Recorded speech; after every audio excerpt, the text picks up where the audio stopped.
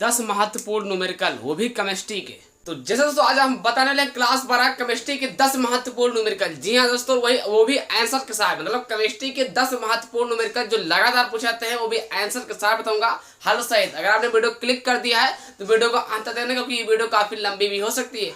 जी हाँ दोस्तों, वो भी आंसर के साथ बताऊंगा। पहले बता दो दोस्तों, हर एक क्वेश्चन का आंसर बताऊंगा। तो पहले नंबर क्या है भाई कि 3.0 ग्राम यूरिया को जितना आप दे सकते हैं ना, इन सब का आंसर बताने वाला हूँ। चलिए देखते हैं। अब हम बात करते हैं पहले नंबर का लिखा है 3.0 को क्या लिखते हैं, हम लिखते हैं 3। ठीक, चाहे इसको बोले, चाहे 3 बोले, चाहे 3.0, बात एक ही है।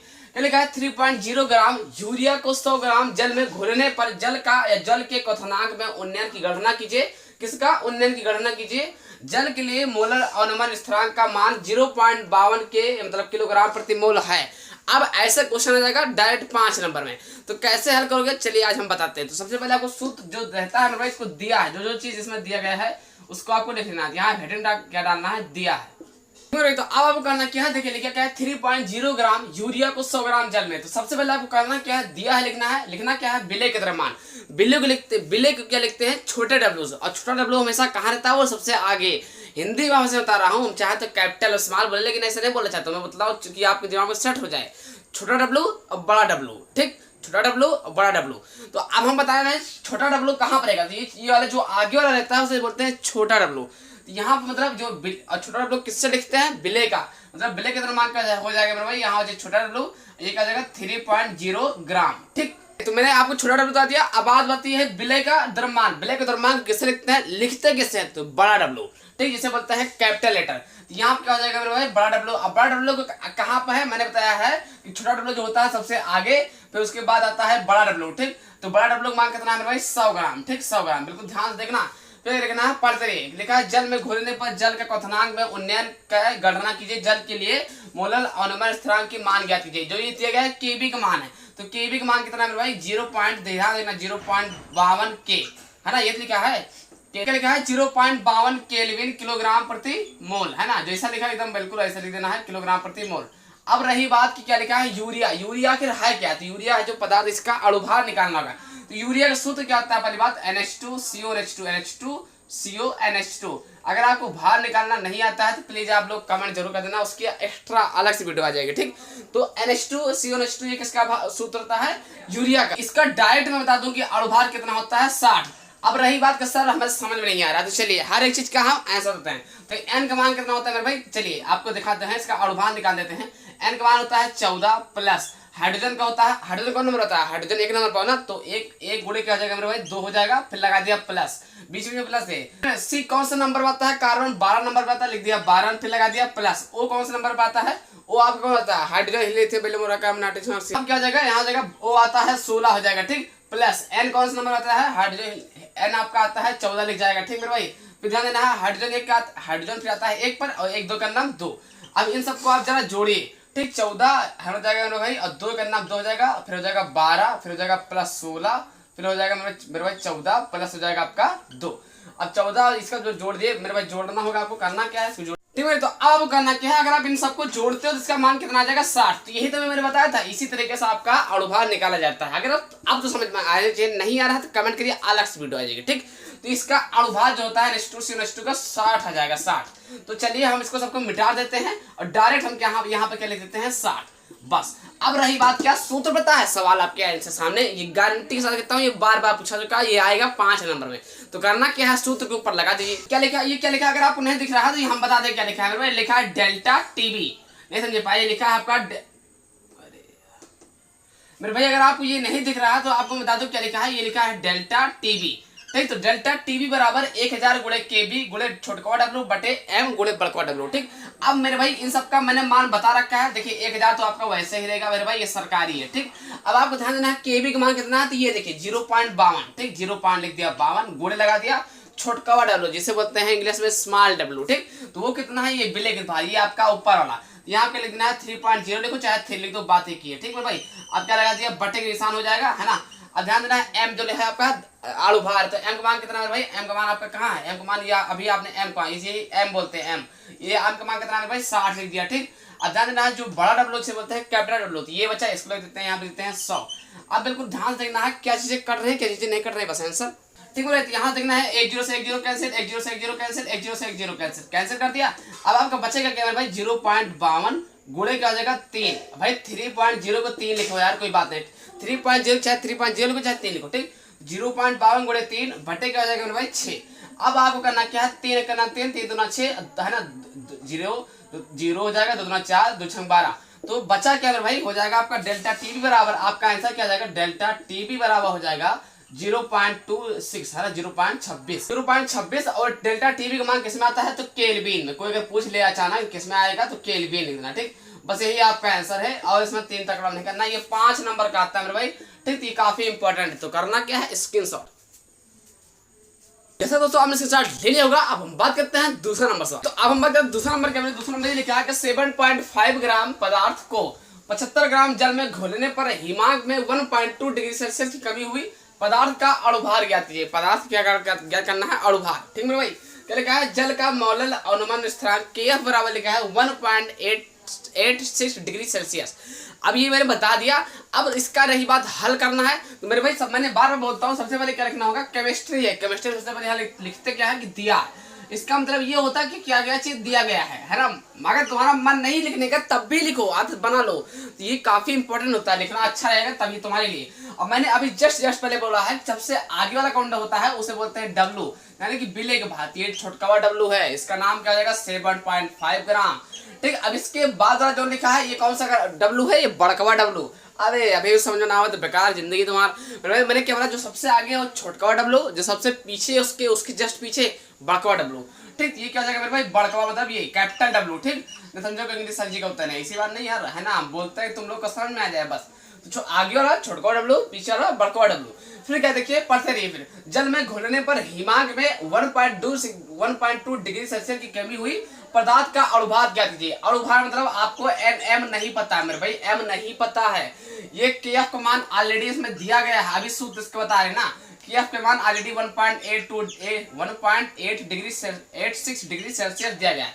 ये जो चीज दिया रहेगा वैसा लिखा रहेगा, ठीक। क्वेश्चन में अणुभार ज्ञात करना तो अणुभार का m बराबर क्वेश्चन मान लगा दिया। ये क्या चीज है यार, तो इसको आप देखिए क्या लिखते हैं, ठीक है। ये क्या है टेम्परेचर है, मतलब डेल्टा टीएफ का मान कितना है, डेल्टा टीएफ का मान दिया गया है 1.2 डिग्री सेल्सियस। अब इतना आपको पता मैंने दिया है, मतलब लिखा हुआ है क्वेश्चन में। अब आता है सूत्र को पता है तो आंसर तो करना क्या है, एम मतलब क्या होता है हिमांक के अनुमान अणुभार से लिखते हैं। तो एम तो आपको पता नहीं है, तो एम ऐसे रखिए। 1000 लिखा है तो 1000 कर दिया मेरे भाई, ठीक। गुणे केएफ का मान कितना है तो केएफ का मान ये लिखा है, ठीक।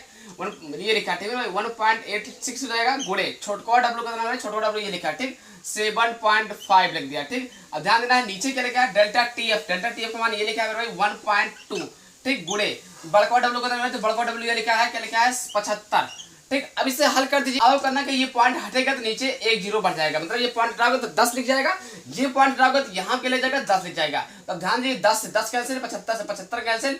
ये जब पॉइंट हटेगा तो मेरे भाई कितना हो जाएगा नीचे कई अंक के बाद यहाँ पर है तो 2 अंक लिखा है ना, 1 और 100 हो जाएगा। अब ध्यान देना 0 0 कैसे इधर, 0 0 कैसे इधर, तो m बराबर क्या हो जाएगा मेरे भाई हो जाएगा 10 गुणे 186, ठीक। बटे आपका हो जाएगा 12। भाई क्या जाएगा कि 10 गुणे 186 बटे 12। अगर आप इसे हल करते हो मेरे भाई तो इसका डायरेक्ट आंसर बता रहा हूँ मैं 155 आ जाएगा। मैं क्यों बोल दिया डायरेक्ट, क्योंकि टाइम नहीं है यार, ज्यादा लंबा वीडियो थोड़ा करना, क्योंकि 10 सवाल बताना है यार, तो समझा कर मेरे भाई, इसके लिए हम क्षमा चाहते हैं, क्षमा, ठीक। तो बिल्कुल माफ करना मेरे भाई, इसका डायरेक्ट आंसर बोल दिया 155 आएगा, बाकी हल कर लीजिए, ठीक। चलिए तो अब आपको करना क्या है, यहाँ पे लिखना होगा दिया है, फिर क्या लिखना है बिले का भार, फिर लिखना है बिले का भार इसमें कितना है मेरे भाई, तो जो सबसे आगे रहेगा वो बिले का भार है। यहाँ पे क्या हो जाएगा मेरे भाई 5.85 ग्राम, ठीक। अब भाई बिले का अणुभार क्या हो जाएगा मेरे भाई सोडियम क्लोराइड मतलब NaCl, ठीक।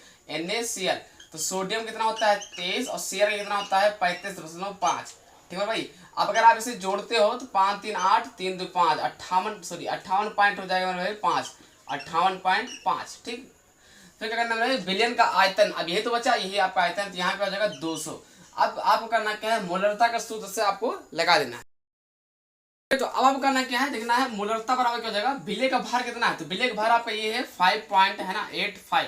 फिर ध्यान देना भाई कि नीचे क्या लिखा है, क्या है बिले का अणुभार, तो बिले का अणुभार क्या है भाई 58.5 गुणे, फिर क्या लिखा है 1000, ठीक। फिर लिखना क्या है आयतन कितना है, तो आयतन आपका लिखा है 200। करना क्या है 2 0 तो 2 0 आपका कैंसिल हो जाएगा, ठीक। तो ये जब पॉइंट हटेगा तो यहाँ कितना जीरो लग जाएगा, एक जीरो मतलब 10 हो जाएगा। ये पॉइंट हटेगा तो कितना जीरो हो जाएगा भाई, 10 मतलब 2 जीरो हो जाएगा, 100 हो जाएगा। ठीक, अब ये एक जैसा है तो ये से ये cancel, zero zero cancel, zero zero cancel, तो बचा क्या भाई, ऊपर सब कैंसिल हो जाएगा तो एक बचा, नीचे क्या है, नीचे आपका 2 है। ठीक, तो अगर आप इसे भाग करते हो तो 0.5 ये आपका क्या रहा आंसर। ठीक, तो करना क्या है, स्क्रीनशॉट।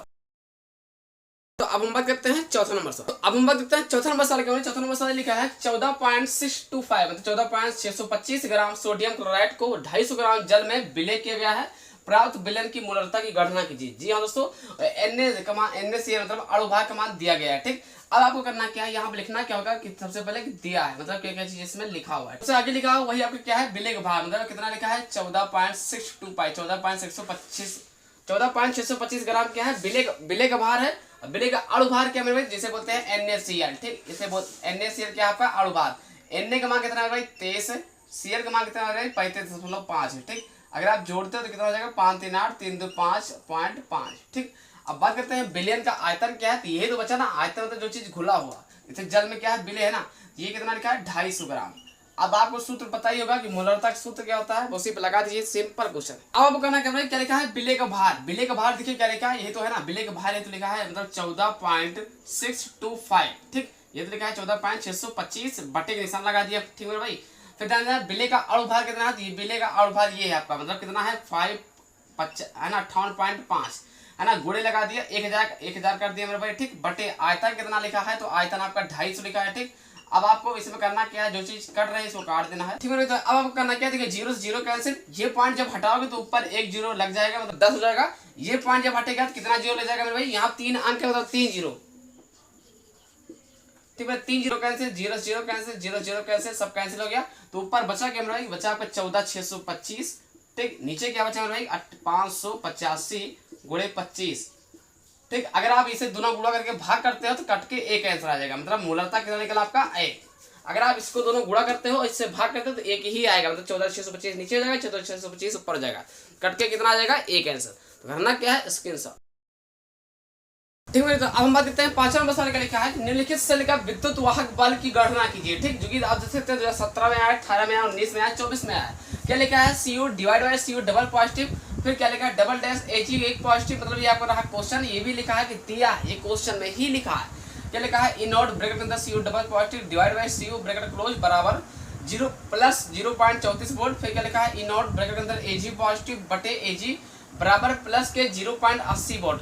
अब ये सूत्र लगाने के लिए करना क्या होगा, यहाँ पर आपको सूत्र क्या लिखा है, विद्युत वाहक बल का सूत्र होता है, तो उसको आपको याद होना चाहिए तब आपको लग जाएगा। चलिए कोई बात नहीं, बहुत आसान। अब आप करना क्या है, ये सूत्र होता है ई नॉट सेल बराबर ई कैथोड माइनस ए एनोड। ठीक, यही आपका सूत्र है। अब आपको ध्यान देना है ई कैथोड कौन होता है, तो कैथोड मतलब जो सबसे ज्यादा है, ये ज्यादा है कि ये ज्यादा है, 0.34 ज्यादा है 0.80 ये ज्यादा है ना, तो 0.80 का आपको करना क्या है, आगे लिखना है, माइनस लगा देना है, ये आपका कैथोड हो जाएगा, ये आपका एनोड हो जाएगा, मतलब कि ये कम उससे यहाँ पर लिख देना है 0.34। अगर आप इससे घटाते हो 10 से 4 गई 6।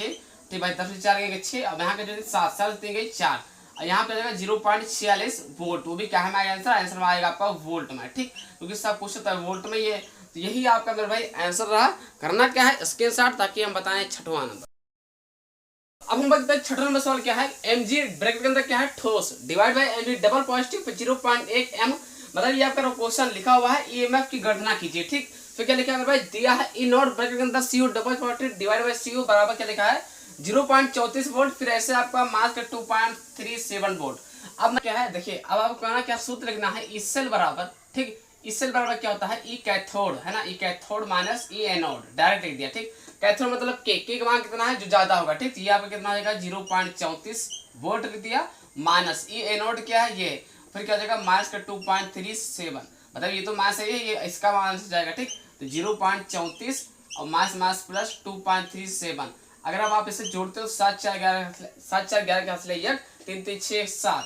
ठीक, और क्या हो जाएगा 202, मतलब कितना आंसर आया 2.71। किसका मान है, ए सेल का मान है। ठीक, ई सेल बराबर कितना निकला आपका है ना 2.714, क्या हो जाएगा वोल्ट। ई सेल का मान कितना आया है 2.71 वोल्ट। अब इसके आगे भी और लगेगा, तो अब आपको करना क्या है, देखिए ये ई नॉट सेल आपने निकाला है। ठीक, ये आपका क्या है ई सेल, मतलब इसमें दोनों निकालना पड़ेगा ना, क्या लिखा है ईएमएफ की गणना कीजिए, इसलिए काफी लंबा क्वेश्चन है, 5 नंबर का आता है। ठीक, ध्यान रहे पूरा करना पड़ेगा। ई सेल आपको नहीं पता है, ठीक, ए नॉट सेल भले पता है, ई नॉट सेल का मान जो भी आपने निकाला ये कितना हो जाएगा 2.71 मान लगा दिया। जो ये आपका सूत्र है, ठीक, ये आपका क्या है, अगर वो पूछता है सूत्र क्या होता है ई सेल बराबर, तो बोल देना ई नॉट सेल माइनस 0.591 बटे एन लोग एम जी स्क्वायर बटे एस सी यू स्क्वायर, ठीक, एम जी स्क्वायर जैसे यहाँ क्वेश्चन के हिसाब से लिखा जाएगा, ठीक।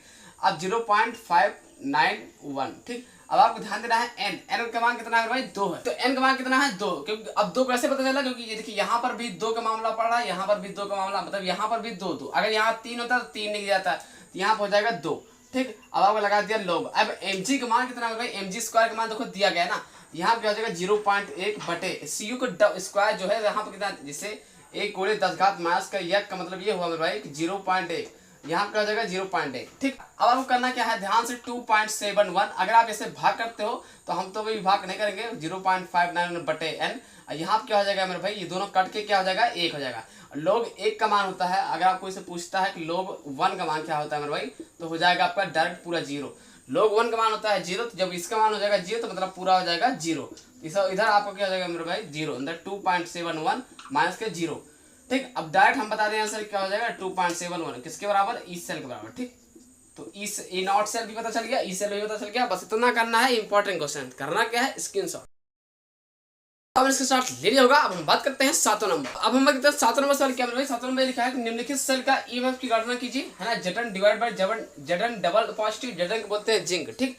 ब्रैकेट के अंदर 1m, मतलब ये आपका क्वेश्चन लिखा हुआ है, यहाँ क्या लिखा है दिया है, फिर क्या लिखा है Zn बराबर लिखा है माइनस की 0.76 वोल्ट, ठीक। Zn बराबर कितना है कि माइनस की 0.76 वोल्ट, Cu बराबर कितना है 0.34 वोल्ट, तो बस एक ही सूत्र लगेगा ई सेल बराबर, ठीक। माइनस ई एनोड, यहाँ पर आपको हिंदी में, अगर हिंदी लिखते हो तो यहाँ पर भी हिंदी होना चाहिए, ठीक। यहाँ इंग्लिश तो यहाँ पर इंग्लिश होना चाहिए, ठीक, ये ध्यान देना अच्छे से लिखना। ई कैथोड के मान कितना है भाई, कैथोड वही होगा जो सबसे ज्यादा होगा, प्लस का होगा, ये कैथोड आपका हो जाएगा प्लस का 0.34, ठीक, माइनस ये एनोड कितना है, ये एनोड है, और माइनस क्या है 0.76 वोल्ट, ठीक। अब आपको करना क्या है, इसे अच्छे से हल करना है, 0.34 माइनस प्लस 0.76, ठीक। अब आप इसे जोड़ दिए 6 4 10 0 से 1 7 0 से 1, मतलब अगर आप इसे जोड़ते हो तो कितना आ जाएगा, मतलब 0.76 वोल्ट और 0.34, ठीक। 6 4 10 0 से 1 7 3 10 11, ठीक। अब पॉइंट क्या के बाद 2 2 यहाँ हो जाएगा पॉइंट, मतलब कितना आंसर हो जाएगा मेरे भाई 1.1 क्या हो जाएगा वोल्ट, ये आपका रहा आंसर। तो करना क्या है, स्क्रीनशॉट। इसे दोस्तों आपने स्क्रीनशॉट ले लिया होगा। अब हम बात करते हैं 8वां नंबर। अब हम बात करते हैं 8वां नंबर क्वेश्चन क्या है कि निम्नलिखित अभिक्रिया वाले सेल को निरूपित कीजिए। ये आपका रहा क्वेश्चन लिखा है, मतलब Cu डबल पॉजिटिव का मान लिया गया है, Zn डबल पॉजिटिव का मान दिया गया है। ई सेल की गणना कीजिए, जबकि ई नॉट सेल, देखिए E cell E not cell में बहुत फर्क है, ठीक। ई नॉट सेल का मान जबकि 0.48 वोल्ट दिया गया हो, ठीक, तब आपको लगाना होगा। तो इसका एक अलग सूत्र होता है भाई, ई सेल का सूत्र क्या होता है, सूत्र होता है ई सेल बराबर होता है ई नॉट सेल, ठीक। यहाँ क्या होता है ई नॉट सेल ई सेल बराबर क्या होता है, ई सेल बराबर सूत्र होता है ई नॉट सेल, ये आपका क्या है भाई, तो ये आपका सूत्र है, ठीक। ई सेल का ई सेल बराबर होता है ई नॉट सेल माइनस की 0.059 बटे 2 लॉग। अब यहाँ पे क्या हो जाएगा, Zn जो लिखा है ऊपर वाला, इसको हो जाएगा Zn स्क्वायर बटे Cu स्क्वायर, मतलब ऊपर वाला ज्यादा रहेगा, ठीक। अब आपको ध्यान देना है ई नॉट सेल का मान दिया गया है, ये देखिए, ठीक। तो यहाँ क्या हो जाएगा 0.48 माइनस, अगर आप इसे है ना 0.59 इसको ऐसे लीजिए 0.059, ठीक। यहाँ पर होता क्या है भाई, एन होता है, एन का मतलब क्या हो, कितने कितने नंबर यहाँ पर है, तो नंबर तो 2 ही है ना, तो इसीलिए मैंने डायरेक्ट 2 कर दिया था, लेकिन यहाँ पर होगा क्या एन, यहाँ पे कर देंगे भाई एन की जगह कितना हो जाएगा 2, क्योंकि एन का मान इसलिए 2 हुआ है, यहाँ पे डबल पॉजिटिव है, यहाँ पे डबल पॉजिटिव, अगर 3 लिखा होता 3 पॉजिटिव तो यहाँ 3 हो जाता, ठीक है भाई। अब आप करना क्या है, लिख दिया लॉग, ठीक। अब आपको ध्यान देना है Zn स्क्वायर का मान कितना है, तो ये लिखा है 0.01, ठीक। Cu डबल स्क्वायर क्या है, 0.1। अब करना क्या है, देखिए 0.48 को ऐसे उतार लेना है, समझिए 0.48 को ऐसे उतार लिया, अगर आप इसे भाग करते हो तो कितना हो जाएगा भाई 0.0295, ठीक। यहाँ पे क्या हो जाएगा भाई लॉग। अब इससे अगर आप हल करते हो तो कितना हो जाएगा, आप इसे हल करते हो तो कितना हो जाएगा भाई, इसका हो जाएगा 1, ठीक। अब आप इससे मतलब हल करते हो तो 0.48 माइनस, यहाँ पे एक चीज ध्यान देना है मेरे भाई, यहाँ पे क्या लिखा है, यहाँ पे जिसके 0.001 लिखा है, 0.1 लिखा है, ठीक। अभी हटाओगे कितना 0 हो जाएगा, यहाँ पर एक 0 बढ़ जाएगा, ठीक। मतलब क्या हो जाएगा 1/10 हो जाएगा, इसका मान हो जाएगा 0.1, मतलब यहाँ पे क्या हो जाएगा मेरे भाई, यहाँ पे हो जाएगा माइनस, ठीक। इतना फर्क हो जाएगा बस, तो माइनस हो जाएगा प्लस, है ना, और 0 है ना, यहाँ लोग माइनस का हो जाएगा, इतना हो जाएगा 0.0295 अगर आप जोड़ देना बस इसी को, ठीक। ठीक है भाई। अब आपको इसको करना क्या है, यहाँ ध्यान देना है ई सेल बराबर, यहाँ आपको लिखना क्या है अलग, ई सेल बराबर आपको करना क्या है, इन दोनों को जोड़ देना है, ठीक, ऐड कर देना। तो दोनों अगर आप जोड़ते हो तो ई सेल बराबर क्या हो जाएगा 0.5095, ये आपका रहा आंसर, ठीक। मतलब अगर सही देखा जाए इसका आंसर 0.591, चाहे लो बोलो चाहे ये बोलो, ठीक। बात है कि इतना ही आंसर आएगा थोड़ा, है ना। ये चीज आपको हमेशा याद कर लेना है, 0.01/0.1 का मान होता है माइनस का 1, ठीक। ये चीज को आप इतना याद कर लीजिए, ठीक है। आप हल कर लोगे तो अच्छा रहेगा। तो क्या होता है इसका मान माइनस का 1 होता है। करना क्या है, स्क्रीनशॉट। करते हैं 9 नंबर क्वेश्चन। प्रथम कोटि की एक अपक्रिया में 50 सेकंड में पदार्थ की सांद्रता प्रारंभिक सांद्रता की आधी रह जाती है, तो इसके वेग स्थिरांक की गणना कीजिए, ठीक। मतलब ये कुछ अलग ही सवाल है, मतलब आसान है। 5 नंबर सवाल है, 5 नंबर का भाई काफी इंपॉर्टेंट है। प्रथम कोटि अभिक्रिया का सूत्र क्या होता है भाई, यहाँ को लिखना क्या होगा हल, ठीक। अब आपको इसके आगे लिखना होगा सूत्र। करना करना प्रथम कोटि अभिक्रिया के लिए सूत्र क्या हो जाएगा, के बराबर 0.6932/t हाफ मतलब आधा समय, ठीक। अब आप करना क्या है, यहाँ देखिए के तो वैसे रहेगा, 0 लिख दिया, 6.6932, ठीक। ये आपका वैसे रहा ऊपर वाला।